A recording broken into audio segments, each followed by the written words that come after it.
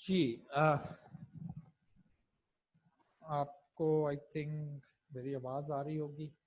चले जी, आपसे मैं क्वेश्चन ये कर रहा हूं कि लास्ट टाइम हमने एवरेज का चैप्टर स्टार्ट किया जिसमें पहली एवरेज अरिथमेटिक मीन जिसे मीन कहते हैं वो डिस्कस की, देन ज्योमेट्रिक मीन डिस्कस किया, हार्मोनिक मीन डिस्कस किया, और फिर फोर्थ एवरेज मीडियन पर हम लोग आ गए। अब कोई बता सकता है कि हमें किस सिचुएशन में मीन ने यूज करना होता है ना? आप लोग लाइक क्या होता है, आप ठंडा पानी पी लेते हैं गर्मियों में, नो प्रॉब्लम, लेकिन डॉक्टर जब गला खराब होता है तो कहता है जी ठंडा पानी नहीं पीना, मना हो गया ना उससे। आल्दो तो कोई हार्म नहीं था, लेकिन एक सिचुएशन में ये हार्मफुल था ना, ठंडा पानी नहीं आपने पीना, ये हार्मफुल है। इसी तरह से कोई खाना है, कोई सब्जी है या कोई फल है, तो फला फला शुगर वालों को कहते हैं जी फ्रूट में आम नहीं लेना, बाकी ठीक है ना, कुछ इस तरह की चीजें। कोई बता सकता है कि कब हमने अरिथमेटिक मीन नहीं यूज करना, मना है? यानी मना से मुराद एक्चुअली ये देखें, वो डॉक्टर ने आम खाना मना किया है ना, तो खा तो लेते हैं ना, लेकिन प्रॉब्लम आती है, ठीक नहीं रहता ना लाइक, तो किस सिचुएशन में मना है? जी बताएं शाबाश जी जैन। सर जब असेंडिंग ऑर्डर में सारे कांस्टेंट आ जाए।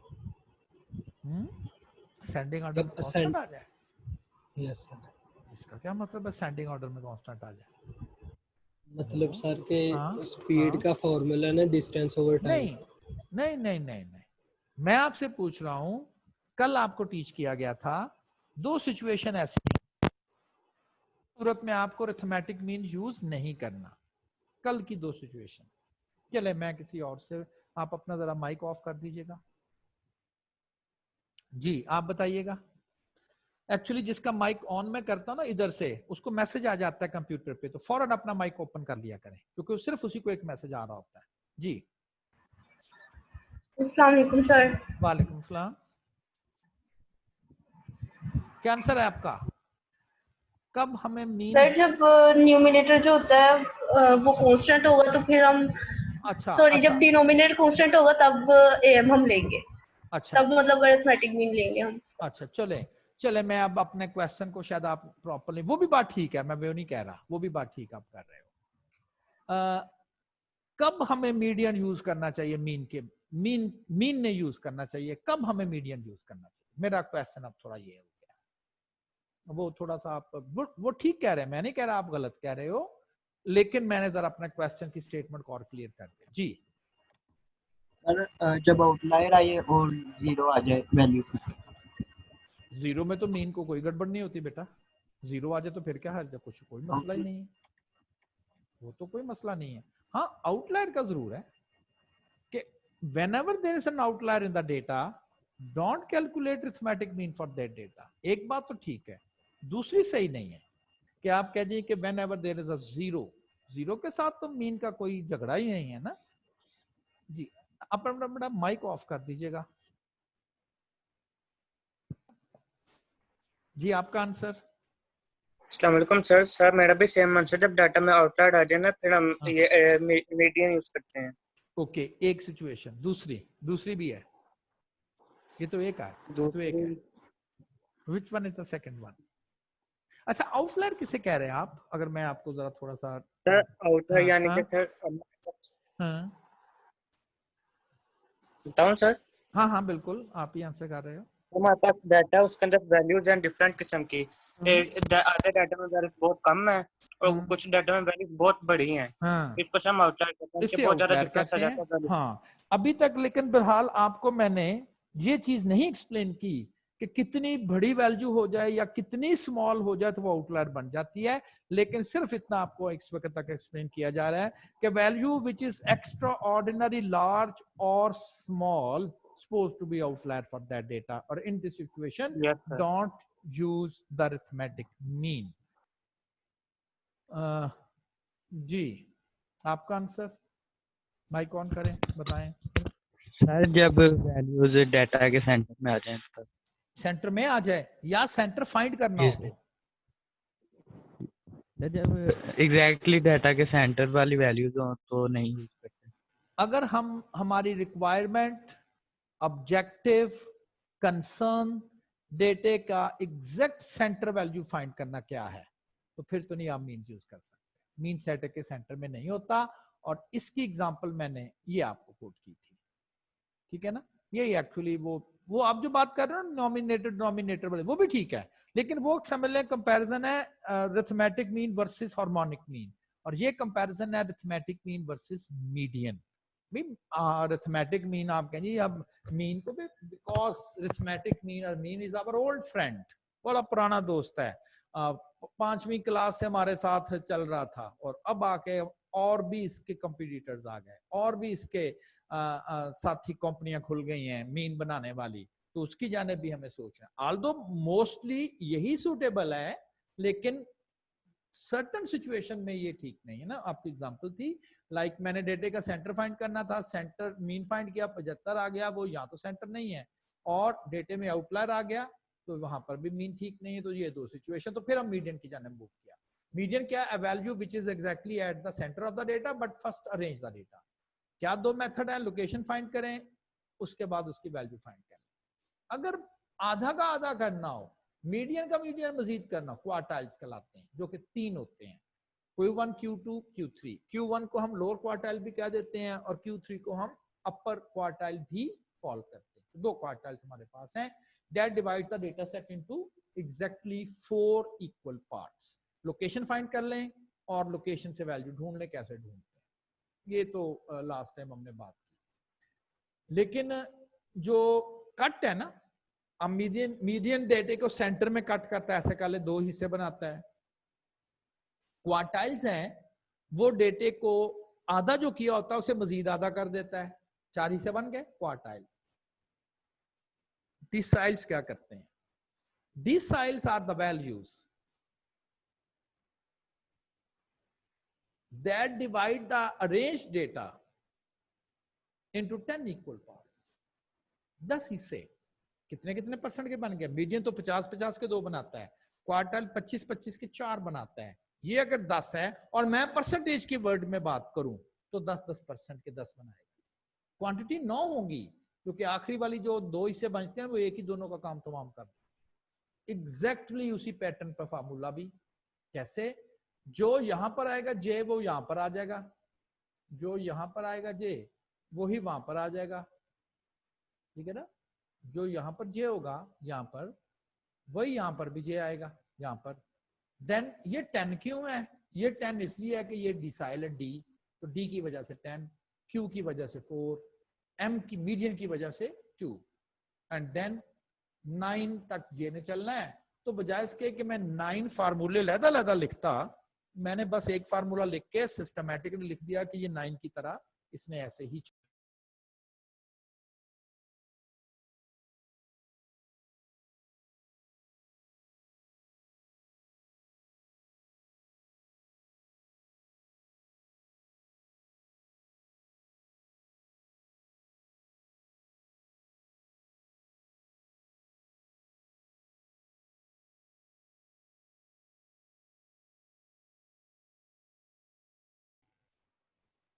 जी ये रीस्टार्ट हो गया था आई थिंक। चले, आवाज आ रही है ना आपको? बस 1-2 लोग बता दें मुझे जल्दी से। हाँ आ रही है, ओके ओके फाइन, आ रही है जी। तो ऑब्जर्वेशंस ग्राफिकली देखें, ग्राफिकली कि किस तरह से आप लोग जो है वो कर सकते हैं ग्राफिकली। तो ग्राफिकली नोट करने के लिए आप वैल्यू,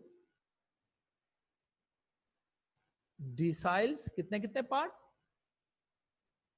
10-10% के पार्ट, 10-10% के पार्ट जो है वो कर देंगे D1, D2, D3, D4, और हर वैल्यू जो है वो 10% पार्ट जो है वो कर देगी। अब एग्जाम में वो कभी डिस्क्रिप्टिवली पूछता है, लेकिन अगर न्यूमेरिकली हमसे पूछ ले तो हम बिल्कुल इसको, तो D5 को हम मीडियन भी कॉल करते हैं। एक ऐसी छोटी सी प्रैक्टिस, D4 40%, इससे कम की बात करनी है, ऊपर की बात करेंगे तो 60%, एक ही बात है ना। D4 चूंकि यहां 4 तो यहां 4, D की वजह से ये 10, 8.4 आ गया।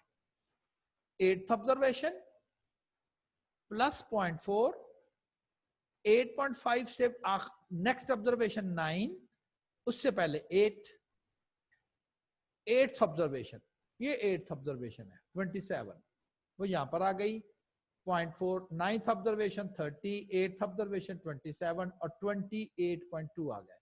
इस डेटा सेट में 40% बच्चों के नंबर 28.2 से कम है। इससे 28.2 से कम है कितने? 40%। अगर टोटल 20 बच्चे हैं, परसेंटेज अब हमें पता है, तो 20 का 40% कितना होता है? 40% इंटू 20 8 होता है। ठीक है, 8 बच्चों के नंबर जो हैं वो 28.2 से कम होते हैं। काउंट कर लेते हैं, 1 2 3 4 5 6 7 8, जो कि ये बढ़ गया है, वाकई ये 8 उससे कम है। तो आइडिया हो गया ना कि क्या ये इंफॉर्मेशन है। अब ये स्टेप बाय स्टेप चलते गए, मजीद पीस बनाते गए और पहुंच गए परसेंटाइल्स। वो कहते हैं ना हाथी के पांव में सबका पांव, यही सारा कुछ है। लेकिन चूंकि अगर मैं P20 1% के हिस्से करने ना, are the values that divides the arrange data into कितने, how many parts? 100 equal parts. फार्मूले में यहां P लिख दिया, यहां 100 लिख दिया, बाकी न्यूमिनेटर वही चल रहा है। और देन यहां पर 99 आ गया। ग्राफिकली अगर बताना हो तो ये चीजें चल रही हैं। P50 1% के ये पोर्शन कर दिए। अब अगर मैं P25 को पूछूं तो वो Q1 है, क्योंकि वो 25%, तो ये 1% तो P25 25% डेटा इसके बिलो। तो इसका मतलब है कि यही अगर आप सीख लें, दैट इज द परसेंटाइल, तो सारे कवर हो गए। बात तो ठीक है, लेकिन सिर्फ नाम याद करना जरूरी है कि क्वार्टाइल से क्या मुराद है और कितना कितना डेटा उससे नीचे है, और डिसाइल से क्या मुराद है और कितना कितना डेटा जो है वो उससे नीचे आ रहा है। अब इससे एक्चुअली आपको ना लोकेशन का पता चलता है ना। देखिए, मीन डेटा के कहां पर है पता नहीं कहां पर है, मीडियन कहां है डेटे के? सेंटर में। ये कहां पर है? वो 10% वैल्यू छोड़ के वहां पर है। इसको लिए हम इनको लोकेशनल एवरेज भी कह देते हैं। किसको? मीडियन को और क्वार्टाइल्स को। लोकेशन, आल्दो इसका general name major of centre tendency है, जनरल नेम इसका एवरेज है, लेकिन इसकी वजह से इसे मेजर ऑफ लोकेशन भी कॉल करते हैं, क्योंकि ये आपको बता देता है कि ये कहां लोकेट हो रहा है। सेंटर में हो रहा है, 25% के बाद हो रहा है, 25% से दूर। अनग्रुप डेटा सेट के लिए मीडियन, और फिर उसी की आगे आप समझ एक्सटेंशन करते गए तो क्वार्टाइल, डिसाइल और परसेंटाइल। अब जरा बात करनी है कि अगर डेटा सेट हमारे पास ग्रुप आ जाए, मीडियन फॉर ग्रुप डेटा, कि अगर आपके पास डेटा ग्रुप फॉर्म में आ जाता है तो फिर आपने मीडियन कैसे फाइंड करना। तो ये डेटा सेट है, कोई एम्प्लॉइज हैं, उनकी डेली इनकम आ रही है 500 से 2400 तक, 4 एम्प्लॉइज हैं। 2500 से 4400 तक, जो कि डेटा 100 में है, 6 एम्प्लॉइज हैं, एंड सो ऑन। 4 एम्प्लॉइज पहली कैटेगरी में आ रहे हैं, 6 14 22 14 5 7 होते हैं। डॉन्ट से 1 2 3 4 5 6 7 8, ये नहीं कहना 8 एम्प्लॉई हैं, 8 क्लासेस में है वो एम्प्लॉई। एम्प्लॉय टोटल कितने, सबको जमा कर लेना, sum of the frequency is the total values in the data, आ जाएगी। अच्छा, इसके भी आपने अब 2 स्टेप करने। पहला स्टेप क्या है? आइडेंटिफाई द मीडियन क्लास, के जो मीडियन आप फाइंड करने लगे हैं, ग्रुप डेटा है, मीडियन फाइंड करना है। मीडियन किस क्लास में आएगा उसकी लोकेशन फाइंड करनी है। क्या करना है? उसकी लोकेशन फाइंड करनी है। Identify the median class. कभी एग्जाम में सिर्फ यही क्वेश्चन आता है, डेटा देकर ना एग्जामिनर पूछता है कि मीडियन किस क्लास में आएगा। मीडियन क्लास कैसे पता चलेगी? क्लास विच कंटेन्स, ऐसी क्लास जो n/2th ऑब्जर्वेशंस को कंटेन करे। ऐसी क्लास जो n/2th ऑब्जर्वेशंस को कंटेन करे, उसे हम मीडियन क्लास कह देते हैं। n क्या है?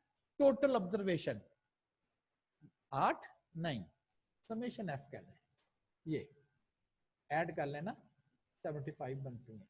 तो n से मुराद एक्चुअली टोटल, और यहाँ पर अगर लिखना हो तो आप समेशन f भी लिख सकते हैं, लेकिन चूंकि रूटीन में लोग n ही लिखते हैं, n से मुराद टोटल ऑब्जर्वेशन है। ग्रुप डेटा में टोटल ऑब्जर्वेशन याद है ना, फार्मूलों में भी हम यही कह रहे होते हैं, तो यही होती है, पता चल जाएगा जी टोटल।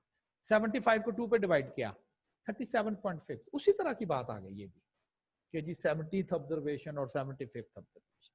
लेकिन अब ये 37.5 ऑब्जर्वेशन ये नहीं, ये तो इनकम है, ये तो एक्स है, ये तो डेटा है, ऑब्जर्वेशन तो यहां पर है। इसका क्या मतलब है? इसका मतलब ये है अगर ये एम्प्लॉइज हैं तो 37.5 एम्प्लॉय का डेटा जिस क्लास में है मीडियन दूसरी क्लास में आएगा। आप कहें जी ये 37th एम्प्लॉय तो हो सकता है, तो ये पिछली तरह की बात नहीं कर रहे हैं कि जी 6.5 ऑब्जर्वेशन, तो यहां पर भी मैं यही लिख रहा हूं 37.5 ऑब्जर्वेशन। अब ये कैसे ढूंढनी कैसे है? आप क्या करेंगे, इसकी क्यूमुलेटिव फ्रीक्वेंसी बना दें।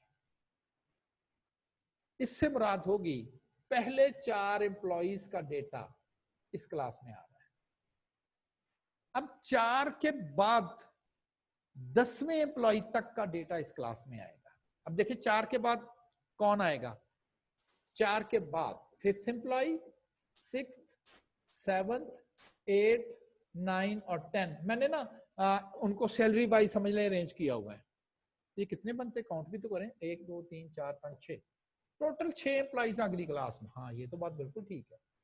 अगर आपसे पूछूं वो 6 एम्प्लॉय कौन से, तो आप मुझे कहेंगे नहीं 5वां employ, 6ठा employ, 7th, 8th, 9th और 10th एम्प्लॉय। तो इससे मुझे ये पता चल गया कि 10वें एम्प्लॉय तक का डेटा जो है वो दूसरी क्लास में आएगा।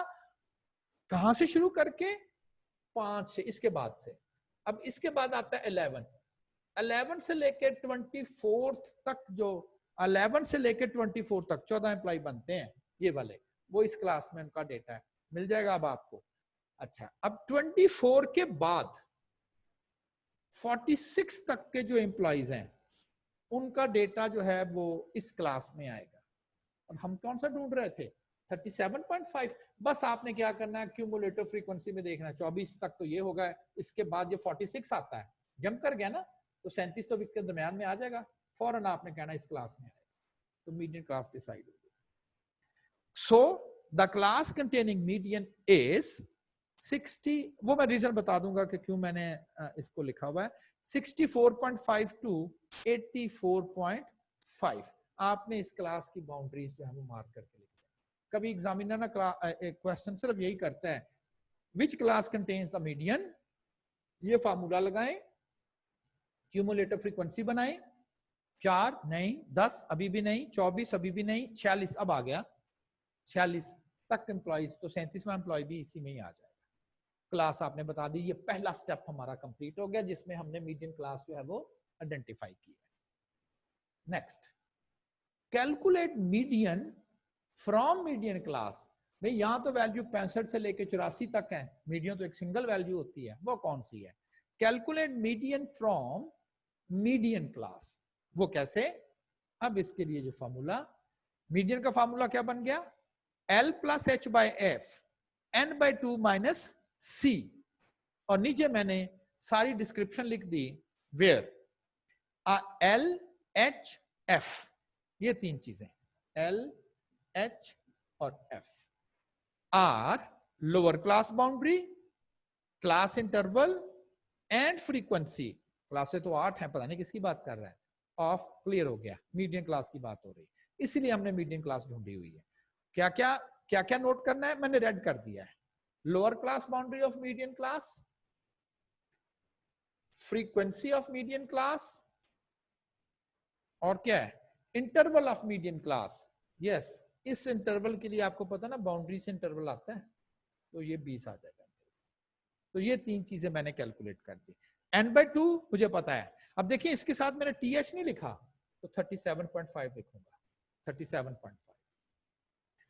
लोअर क्लास बाउंड्री लिख दी, इंटरवल 20 लिख दिया, फ्रीक्वेंसी 22 मेंशन कर दी, n/2 37.5 विदाउट TH। अब यहां पर 37.5 नहीं है, ये 37.5 है, और जो गलती है वो ये करेंगे हम, क्या, where and C is C is the cumulative frequency. हाँ, सी से क्यूमुलेटिव से ही वर्ड बनता है, यहां तक तो बात ठीक है, लेकिन अगली इंपॉर्टेंट है क्या, before the median class. Before उस क्लास की नहीं, उससे जो पहले मीडियन क्लास है। तो मीडियन क्लास से पहले वाली क्लास ये वाली है, और इसकी क्यूमुलेटिव फ्रीक्वेंसी जो है वो 24। ये उस तरह की बात ही है जब मैं कहता था 9th -8, नोट करें ना, उसी तरह का पैटर्न चल रहा है ना, जो पिछले अनग्रुप में करते थे ना, अगली 10th और फिर मैं कहता था 9th, पिछली भी लें, ये उसी तरह की बात है। 76.77 आ गया। ये डेटा सेट चूंकि 100 में है, मैं अगर इसको 100 से मल्टीप्लाई कर दूं तो मुझे 76.77 नहीं कहना पड़ेगा, मुझे ये कहना पड़ेगा 7,677 रुपए। क्या है, इस कोई ऑर्गेनाइजेशन है, उस ऑर्गेनाइजेशन में टोटल 75 एम्प्लॉइज काम कर रहे हैं, 75। उनमें से जो आधे वर्कर हैं उनकी जो डेली इनकम है, वो अच्छी ऑर्गेनाइजेशन है, वो 7,677 रुपए से कम कमाते हैं, लेस है ना, 50% लेस। और आधे जो वहां के वर्कर हैं उनकी जो डेली की इनकम है वो 7,677 रुपए से ज्यादा। क्यों, ये मैंने मीडियन इनकम या मीडियन वैल्यू फाइंड की है। क्या था median, 50% of observations below it and 50% of the observations above it. Centre में आ गई ना फिर, ठीक है। अच्छा, अब ये स्टेप 2 क्या है, पहले स्टेप में क्लास मीडियन आइडेंटिफाई करना इस फार्मूले से, दूसरे स्टेप में मीडियन आइडेंटिफाई करना इस फार्मूले से। ऑलमोस्ट यही पैटर्न नेक्स्ट चलेगा। किसके लिए, अगर आपने फर्ज करें मैं थर्ड क्वार्टाइल की बात करता हूं, डेटा वही मैंने लिखा हुआ, थर्ड क्वार्टाइल डेटा मैंने वही मेंशन कर दिया है थर्ड क्वार्टाइल के लिए। क्या किया जाएगा, step 1 identify the class containing. चूंकि मैं इस दफा Q3 कैलकुलेट कर रहा हूं, Q3, तो इसलिए मैं Q3 ही यहां पर जो है वो मेंशन किया जा रहा है, Q3 ही यहां पर जो है वो मेंशन हो रहा है, Q3। नेक्स्ट फार्मूला लगा दिया, class which contains Q3 is, ये जो 3 है वो यहां पर आ गया, N और Q की वजह से 4। मीडियन में क्या था, मीडियन एक ही होता ना, 2 तो नहीं ना मीडियन होते, तो वो 1 की वजह से वो मैंने 1 N और 2 इसलिए कि वो मीडियन था। नोट करना है 56.2 फिफ्थ ऑब्जर्वेशन कहां पर आ रही है, इस कॉलम में। 24 नहीं, यहां पर तो नहीं है, 46 यहां पर भी नहीं है, 46 के बाद 60 आ गया, हाँ 56 आ जाएगी, तो क्लास डिसाइड हो गई। क्लास डिसाइड हो गई कि जो Q3 है वो इस क्लास में एग्जिस्ट करेगा।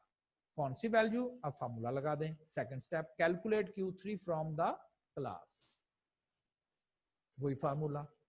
क्या चेंज आ रही है, बस देखें सिर्फ एक चेंज है वो यहां पर, यानी कि ये याद कर लें कि जिससे आपने क्लास डिसाइड करनी है, बस फार्मूले में आपने वही वैल्यू पुट करनी है, बाकी L H F C वही रह गया। लेकिन अब ये L H F C median class नहीं है, कौन सी है, class containing Q3 and C is the cumulative frequency before the Q3 class, वो वही पैटर्न। और 99.13, और अगर मैं इसको 100 में चेंज कर लूं तो 99.13 को अगर मैं 100 में चेंज करूं, मल्टीप्लाई बाय 100, Q3 है ना, Q3 है, ये Q3 है। कितना डेटा कम होता है, 75%। इस ऑर्गेनाइजेशन के जो 75% लोग हैं उनकी एक दिन की सैलरी 9,914 रुपए, वो कम अर्न कर रहे हैं, वो उससे कम अर्न कर रहे हैं, ठीक है। और देन वो डिसाइल्स वगैरह भी अब आपको एक ही पैटर्न से आ गया। लाइक मैं फर्ज करें आपको कहा देता हूं, इसी को मैं चेक कर देता हूं, D3 क्या फर्क होगा, यहाँ 10 आ जाएगा। क्यों, जो कुछ यहाँ लिखा हुआ वो यहाँ आ जाएगा 10। CF नोट कर लें, और फर्क सिर्फ ये पड़ेगा कि जी यहाँ पर भी आपके, बस बाकी सारा प्रोसीजर है। तो क्यों मैं आपको कहूँ जी अच्छा जी अब D3 आप भी टाइम वेस्ट कर रहे हैं। एक चीज देखिए, मैथ्स का ये एक एडवांटेज होता है कि समझ, बाकी तो पाकिस्तान स्टडी या इस तरह के ना वो सारी डेटे याद ही करनी पड़ती हैं, रटे लगाने पड़ते हैं, इसमें रटा नहीं है, प्रोसीजर समझ आ गया, याद रखने की क्या जरूरत है। समझ आ गया ना, वरना तो आप याद करते हैं अच्छा इसमें इधर लगाना है, इसमें ये करना है, इसमें वो करना है, अच्छा अगले में क्या करना है, अब D3 में याद कर लें, D4 भी याद कर लें, तो ऐसा तो नहीं है, प्रोसीजर आ गया, दैट्स ओके फाइन, ठीक है। ये तो हो गई AM वर्सेस मीडियन और उसके आगे एक्सटेंशन। लास्ट एवरेज है, that is mode, a value which repeats most frequently in a set of data. That is, mode is a value that repeats maximum number of times in a sequence of observations.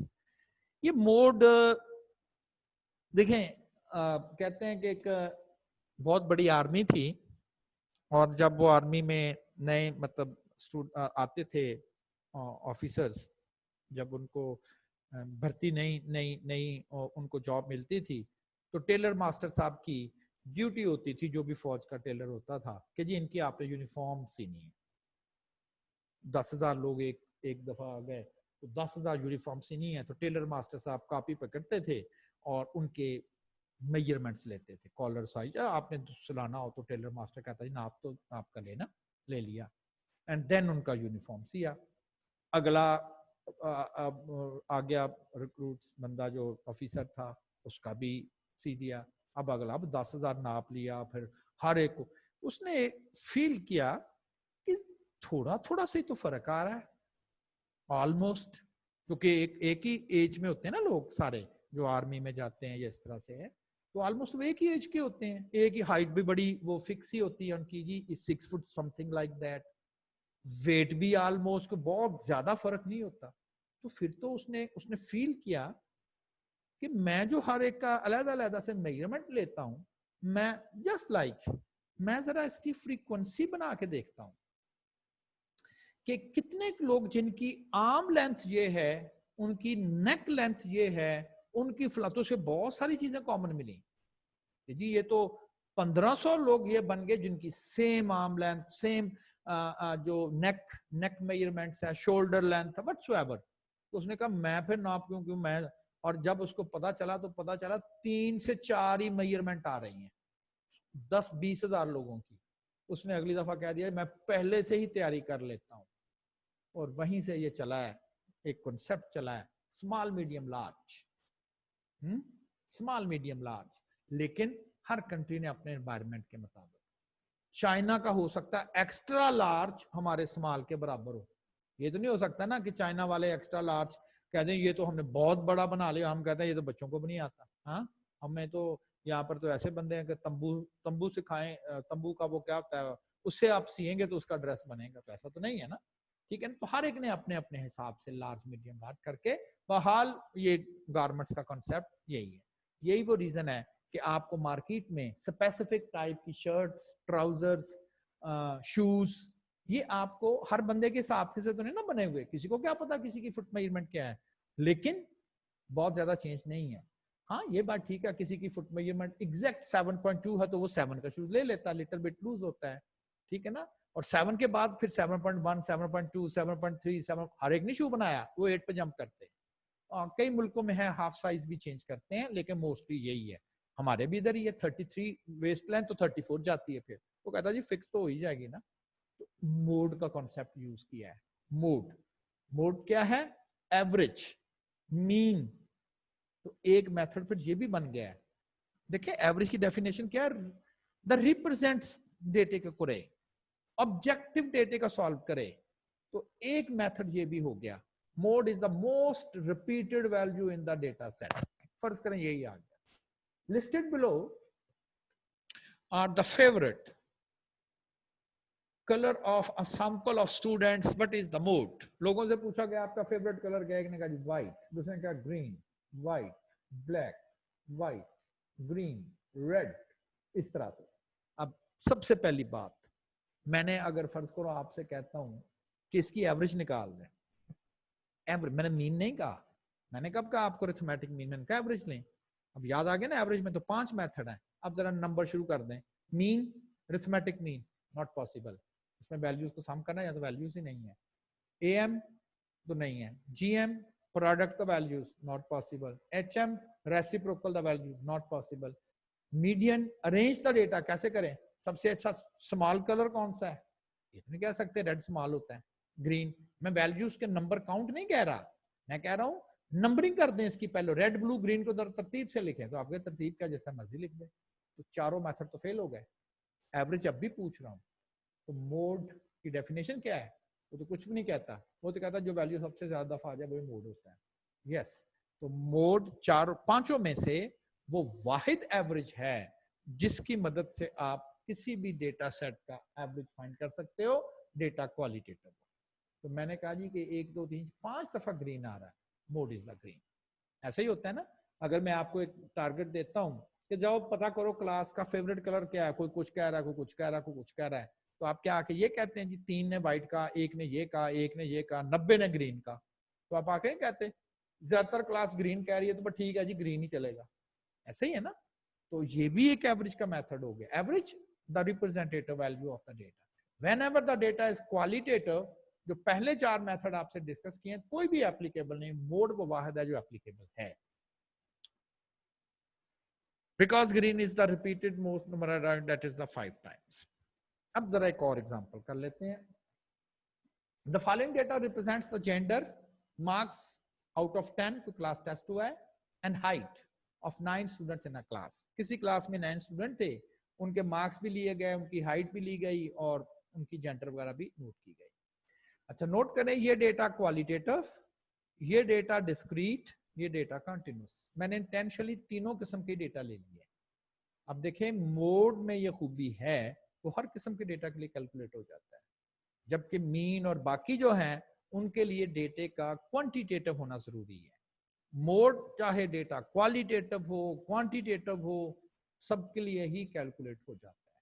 Like हमने तो ये देखना सबसे ज्यादा दफा कौन आया। पहला जो जेंडर का डेटा है इसमें मेल ज्यादा आ रहे हैं, तो mode of gender is a male. दूसरा जो है मार्क्स, 7 2 टाइम्स और 3 टाइम्स आ रहा है। 9 1 2 3। अब क्या करें, दोनों ही मोड है, एवरेज नहीं करनी। 7 भी उतनी दफा आ रहा है, 9 भी उतनी दफा ही आ रहा है। तो यहां से एक मैसेज ये मिल रहा है, किसी एक तो मैसेज ये मिला हर किस्म का डेटा चाहे क्वांटिटेटिव हो क्वालिटेटिव हो मोड कैलकुलेट हो जाएगा। और दूसरा मैसेज हमें ये मिला है कि किसी डेटा के एक से ज्यादा मोड हो सकते हैं, तो है ये नजर आ रहा है। और तीसरा मैसेज क्या है, इसमें देखना है मोस्ट रिपीट कौन है। तो कोई नहीं रहा, रिपीट ही नहीं हो रहा। मोस्ट तो उसके बाद की बारी आएगी, कोई भी नहीं, एक एक दफा आ रहा है, कोई भी नहीं है। क्यों? रिपीट होना और ज्यादा दफा होना, ये दो कंडीशंस है ना। Repeat the most number of times. तो मैसेज अब ये हो गया, होस्ट एक तो ये मैसेज है किसी किस्म के लिए भी डेटा सेट के लिए कैलकुलेट हो सकता है, एक से ज्यादा आंसर भी आ सकते हैं, और उसका मोड एग्जिस्ट नहीं कर सकता। जीरो नहीं कहना, जीरो कह दिया तो इसका मतलब है जीरो सबसे ज्यादा दफा आ गया, जीरो मोड नहीं कहना।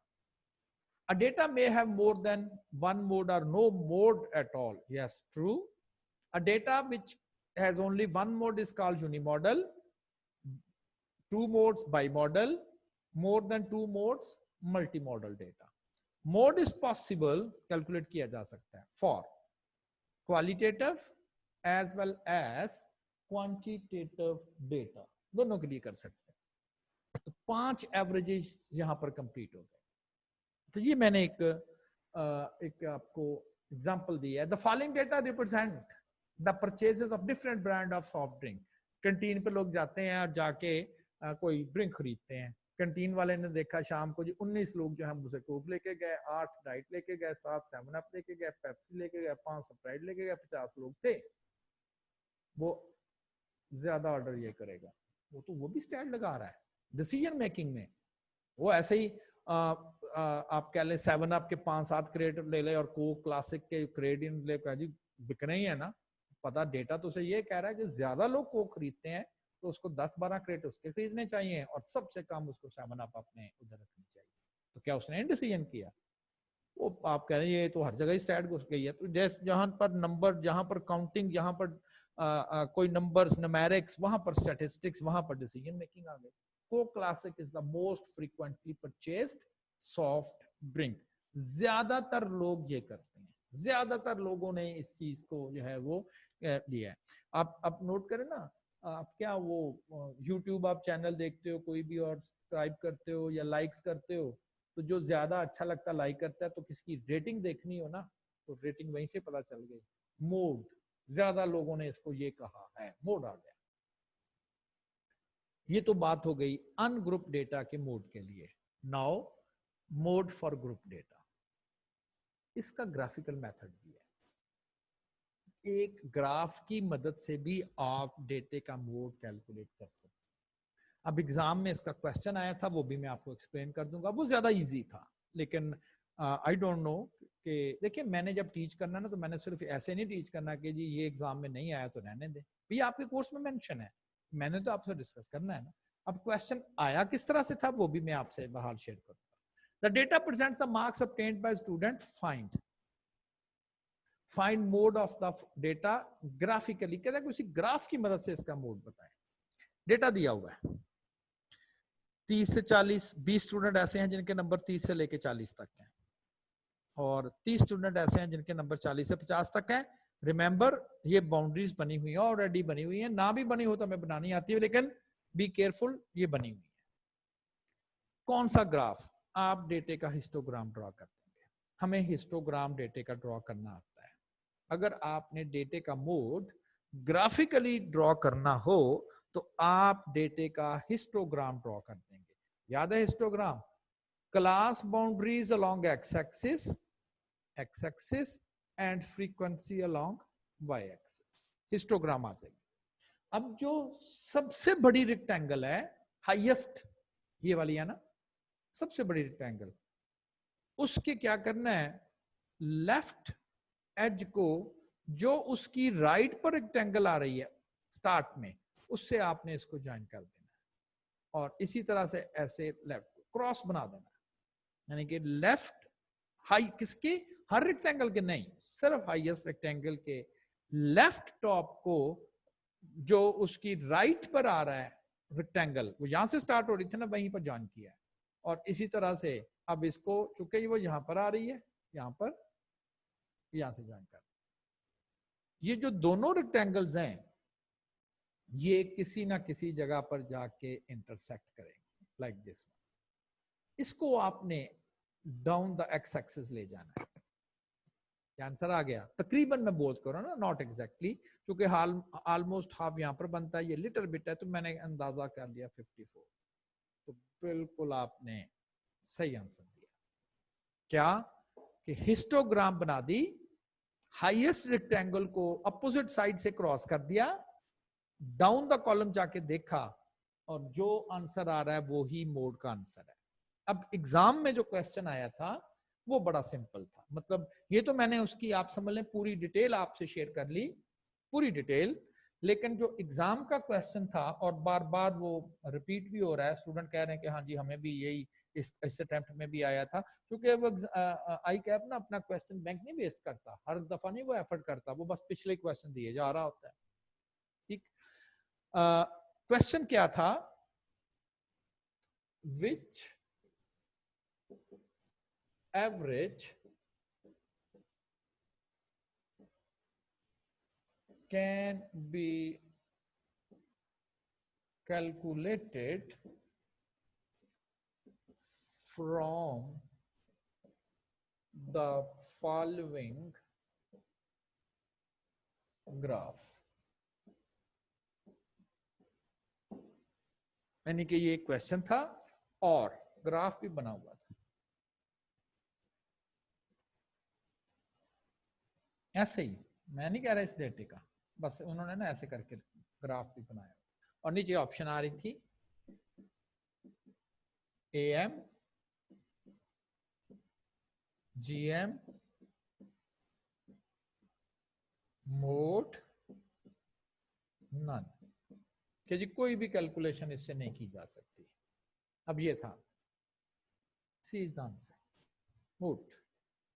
उसने ही कहा कैलकुलेट करके बताएं, बस उसने कहा। और अब मुझे कैसे आइडिया हो कि एक स्टूडेंट मेरे पास आया जो एग्जाम में गया था, बहरहाल उसने नहीं किया, हालांकि देखे ना, आपको पता तो आपने कहा ये तो बड़ा आसान था, क्यों नहीं किया। अब उसने ये प्रैक्टिस नहीं शायद की थी, या उसको आइडिया नहीं था, या उसने वो लेक्चर मिस किया था, तो उसने मुकादा मुझे पेपर पर स्केच किया। उसने जो मुझे स्टेटमेंट दी, उसने कहा सर उसने ना सिंपल बार चार्ट बनाए हुए थे, सिंपल बार चार्ट, और उसने बनाया भी ऐसा ही है, और कह दिया एक को क्रॉस कर दिया, और कह दिया कि इससे क्या आएगा, तो कुछ भी नहीं आएगा, मैंने नन लगा दिया, क्या ठीक है? मैं कहा नहीं, ठीक है ना। उसने चूंकि लेक्चर नहीं पढ़ा था, पहली गलती, ये सिंपल बार चार्ट नहीं है, क्योंकि इनमें गैप नहीं है ना, ये सिंपल बार चार्ट जरूर है, ये तो सिंपल बार चार्ट ही नहीं है, ये तो है ही हिस्टोग्राम, क्रॉस नहीं किया हुआ। ये काम जो भी आपसे शेयर कर रहा हूं, अब उसके लिए था कि जी सिंपल बार चार्ट बना के एक बार को काट दिया और कह दिया बताएं क्या कैलकुलेट होगा, तो कुछ भी नहीं, ये तो मेरा बिल्कुल सही हो गया। बाकी मैं कहा जी ये सही नहीं हुआ, क्यों? कुछ नहीं, ये मेथड था। आप उससे क्या फाइंड कर सकते हैं? मोड।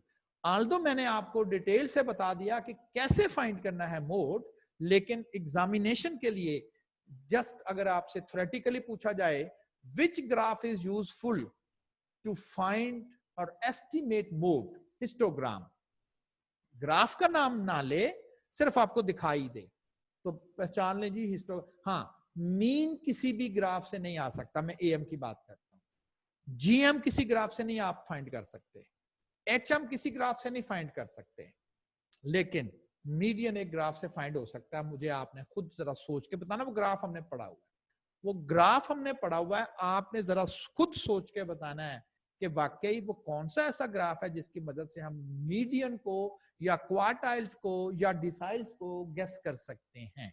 ये आपने मुझे थोड़ा सा ना आइडेंटिफाई करना है। मोड का मैंने बता दिया हिस्टोग्राम से, ये तो हो गया ग्राफ की मदद से। अब न्यूमेरिकली, हाँ ये एग्जाम में पॉसिबिलिटी आ सकती है, न्यूमेरिकली कैसे फाइंड करें? फार्मूले की मदद से। डेटा मैंने एग्जैक्टली वही लिया है जिसको मैंने ग्राफ की मदद से आंसर 54 फाइंड किया था, विद मिनिमम एफर्ट जल्दी से ग्राफ बनाया और कह दिया 54 आ जाएगा। अब वो डेटा है न्यूमेरिकली फार्मूले की मदद से। अगर एग्जाम में आता है तो आपके पास ऑप्शन तो है, लेकिन आपको भी पता है कि ग्राफ से एग्जैक्टली तो नहीं पता चलेगा ना आपको। तो मैंने तो ऐसे ही जरा कहा कि मेरा अंदाजा 54 है, हो सकता है वो डेसिमल्स में कहीं होता, तो फिर क्या करते हैं? इसके भी दो स्टेप्स हैं।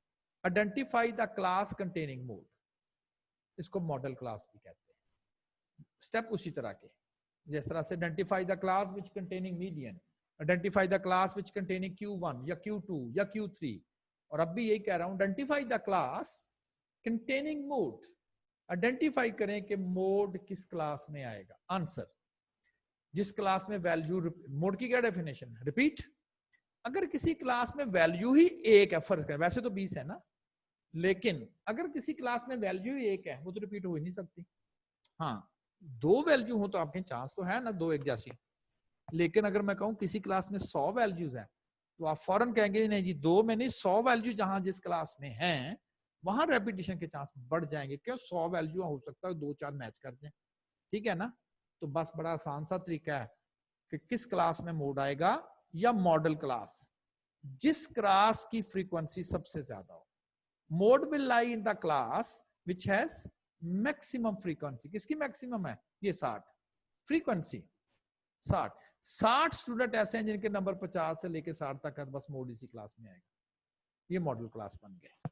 और इस क्लास की कौन सी वैल्यू मोड, अब ये फॉर्मूला अप्लाई करना है।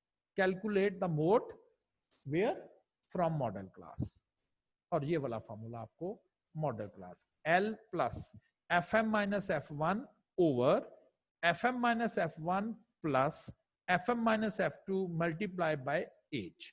अब ये L क्या है? ये लोअर क्लास बाउंड्री है, किसकी? मॉडल क्लास की। 50 बाउंड्री है ना, ये बाउंड्री बनी हुई है। FM, F for frequency, M for model. Model class की फ्रीक्वेंसी को F1, F1 उससे जो पीछे वाली क्लास है, F2 उससे जो नेक्स्ट क्लास है। यहां पर वैल्यूज पुट की। H क्या होता है? Class interval. किसका लें? किसी क्लास का भी ले लें, नो, मॉडल क्लास का, और वो आपके पास 10 है। क्या आंसर है? न्यूमेरिकली 54.28, न्यूमेरिकली बिल्कुल 100% एक्यूरेट। ग्राफ से मैं कितना फाइंड किया था? 54।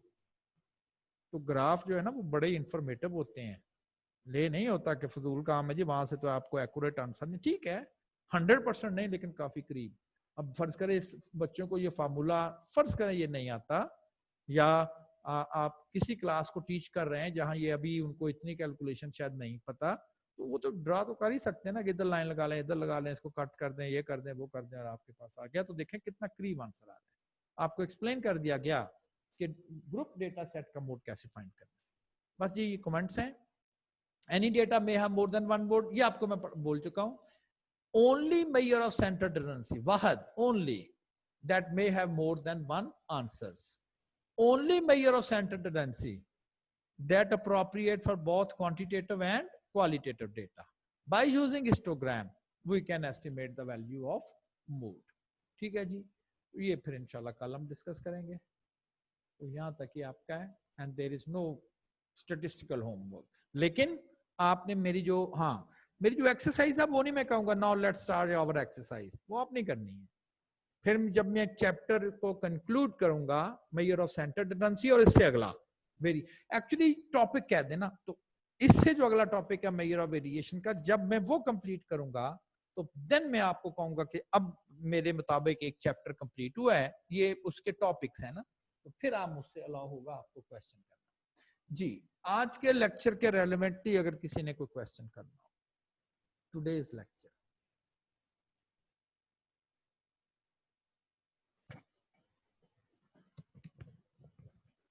जी, आपका क्वेश्चन।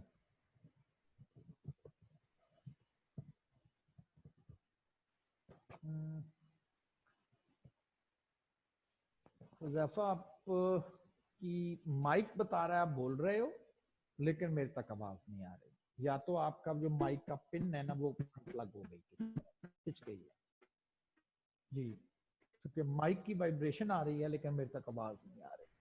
तो आप आपका क्वेश्चन नहीं मैं सुन पा रहा। सर जी बिल्कुल। आपने कहा था कि मोड वो वैल्यू होगी जो एक दफा होगी और रिपीट हो रही होगी। जी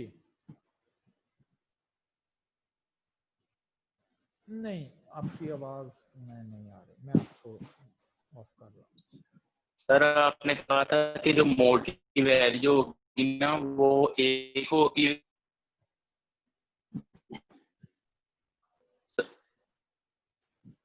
सर आप कहा था कि जो मोड की वैल्यू होगी ना वो एक ही वैल्यू होगी और वो रिपीट हो रही होगी। तो इस क्वेश्चन में तो हमने मोड 60 20। आपकी बेटा बंद कर दें, आपकी आवाज नहीं पहुंच रही। वो आपके नेट का इशू है या कोई और इशू? अब्दुर्रहमान। अस्सलाम वालेकुम सर। वालेकुम सलाम जी। सर वो मेरा नेट बंद हो गया था। ये जो न्यूमेरिकली ये जो सर आपने लास्ट टाइम ये टॉपिक समझाया सर, ये रिपीट कर। ओ, ये तो बड़ा बच्चे मसला नहीं हो गया। चलें कल देखेंगे इसे। इस तरह से तो इशू है ना कि 60 लोगों को कह दें कि ये मुझे रिपीट कर दें, ये मेरे लिए मसला है। अस्सलाम वालेकुम सर, अगर ये जो आपने डाटा जो फ्रीक्वेंसी डिस्ट्रीब्यूशन बनाई है ये 60 है, अगर किसी और क्लास में भी 60 आ जाए फिर क्या करेंगे? फिर क्या करेंगे? 2 दफा सॉल्व कर लें, 2 आंसर आ जाएंगे। दोनों को अलग अलग करेंगे तो 2 आंसर नहीं आ सकते मोड के? आ सकते हैं ना, अभी पढ़ा है ना। हाँ जी हाँ, तो 2 आंसर ही आएंगे। लाइक इधर आ गया 60, एक दफा इस 60 को लें और सारा प्रोसीजर कर लें, और एक दफा इस 60 को लें, सारा प्रोसीजर कर लें। 2 डिफरेंट आंसर आएंगे। तो अभी तो हम पढ़कर हटे हैं कि it is possible that a data may have more than one mode. पढ़े ना अभी, ये देखें like this one, more than one answer, तो 2 डिफरेंट आंसर आ जाएंगे, तो अलाउ है, आ सकते हैं। दोनों डेटा सेट को आप सेपरेटली सॉल्व करोगे तो 2 आंसर। ओके सर, बिल्कुल पॉसिबल जी। और कोई? अब्दुर्रहमान, आपका क्वेश्चन अभी भी है कोई? नहीं, अब्दुर्रहमान ने कहा था रिपीट करना, वो सबसे मुश्किल क्वेश्चन था मेरे लिए, वो कल मैं करूंगा इसको, थोड़ा सा ना मैं कल करूंगा। जी, आपका क्वेश्चन। अस्सलाम वालेकुम सर। वालेकुम सर ये मीडियन एंड क्वार्टाइल्स में जो एन है मीडियंस में जी, एन सर ये बता दें एन क्या है? एन होता है number of values, total number of values in the data. N is the total number of values. ये तो डे 1 पे ही भी हमने कर लिया ना। और अगर कोई ग्रुप डेटा हो फ्रीक्वेंसी का मतलब होता है एक क्लास में कितनी वैल्यू और इसको सम कर लिया। तो आप समझ लें ग्रुप डेटा में n जो होता है वो फ्रीक्वेंसी का मतलब होता है हर क्लास की value, sum of the frequency का मतलब होता है टोटल वैल्यू, और यही n बन जाएगा, यही n। ठीक है जी, और चले, ओके जी, आज के लिए एनफ।